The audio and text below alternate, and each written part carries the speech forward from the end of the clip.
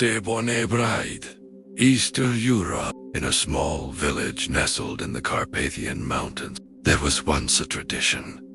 If a man wished for a wife, and none would have him, he could go into the forest on the night of the harvest moon and ask the earth for one. Most men feared the ritual. One did not. Mikhail was quiet, awkward, and deeply lonely. The village girls avoided him.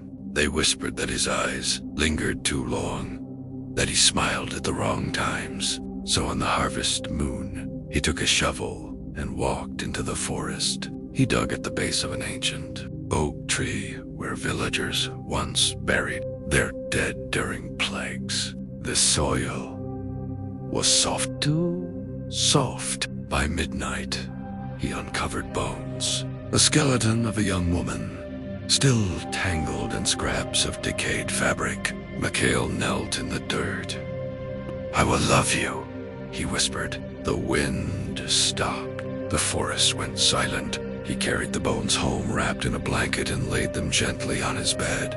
That night, he heard breathing in the darkness. When he lit a candle, the skeleton was no longer bare. Tendrils of pale flesh stretched across the bones, like frost forming on glass. By morning, she had skin. By the second night, hair. By the third night, she opened her eyes. They were cloudy white, but she smiled. He named her Anya. She spoke little. Ate, nodding, slept during the day and stood at the window at night, staring at the forest. The villagers noticed Mikhail had a wife now. She was beautiful but wrong. Ducks barked when she passed. Milk curdled in buckets. Children cried without knowing why. One evening, the village priest came to bless the house. When he stepped inside, Anya turned her head to far farther than any neck should turn and smiled at him. The priest dropped his cross and fled. That winter, people began disappearing. A shepherd boy, an old woman gathering wood, a drunk man who wandered too far from the tavern. Their bodies were found weeks later in the forest, stripped clean to the bone. Mikhail swore Anya knew nothing of it, but each night she returned to bed with dirt beneath her fingernails, and sometimes he woke to find her standing over him, watching. One night, Mikhail followed her. He saw her walk barefoot into the forest. Her body moved stiffly, like something remembering how to be human. At the old oak tree, she knelt and began digging.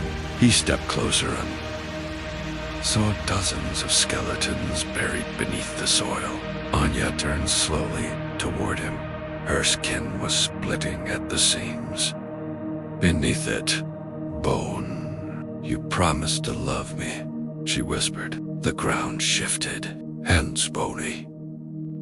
Desperate hands reached up from the earth and grabbed Mikhail's legs. The villagers found the oak tree disturbed the next morning. 2 fresh skeletons lay tangled together in the soil, and on certain harvest moons, they say, you can still see a bride wandering the forest, searching for someone who promised to love her forever.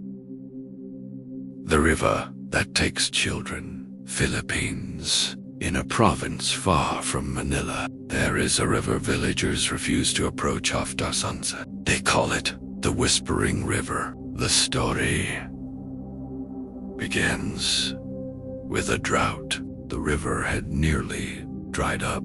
Crops failed. Livestock died. The village elders prayed for rain, but none came. One night, a woman named Lila heard something outside her hut. A soft voice calling her name from the direction of the river. It sounded like her son, but her son was asleep beside her. She covered her ears. The next morning, the river was full again, flowing strong and clear. The drought was over, but 3 children were missing. No signs of struggle, No footprints leading away, only small, wet footprints leading toward the riverbank. The elders said nothing. He knew the river had been fed. Years bait. Every few seasons, when the river grew thin again, children began to hear their names whispered in familiar voices. A mother's voice, her siblings' laugh, even the cry of a beloved pet. The children would follow the sound into the trees, and then wet footprints, always leading toward the river. One boy survived. He was found half drowned at dawn, clinging to a rock in the middle of the river. When he woke, he wouldn't speak for days. When he finally did, he whispered, "It wasn't water." He said the river opened beneath him like a mouth. He said he saw faces inside it, faces of children. eyes wide open, hair drifting like seaweed. And something deeper, something large, something patient. The elders performed rituals for years, offerings of fruit, chickens, even goats, but nothing satisfied the river for long. Now, the village has a rule. When the river runs low, children are not allowed outside after sunset, because the Whispering River does not forget, and it always comes back for what it believes it is owed. The Shadow Market. Middle East. There is a story told in desert towns about a market that appears only once every few years. It is not marked on any map. You find it only if you are desperate. A merchant once lost everything in a fire. His shop, his home, his family's savings. One night, wandering the desert in grief, he saw lantern lights flickering in the distance. A market. Impossible, but there it was. Stalls lined with silks, jewels, spices. Vendors with covered faces. No voices, only whispers. A sign above the entrance read, "We sell what you lack." The merchant approached a stall, displaying gold coins. "What is the price? Ask it." The vendor lifted a small mirror. "Your reflection." The merchant laughed nervously. "Donny." The vendor nodded. The merchant blinked and suddenly he was back in town. His shop restored, gold overflowing from chests. His fortune returned. But when he passed a mirror, he froze. There was no reflection. Days passed. People avoided him. They said his shadow moved differently than he did, that sometimes it walked a second too late. Then one night, he awoke to find his shadow standing at the foot of his bed.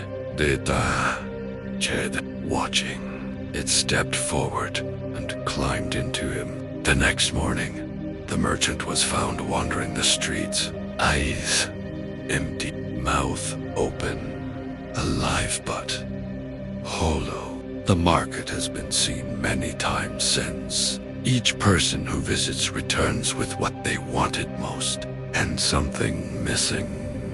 A voice, a memory, a heartbeat that feels slightly delayed. The desert keeps its secrets, but if you ever see lanterns flickering where no town should be, do not follow them, because everything in the Shadow Market is for sale, and the price is always more than you think.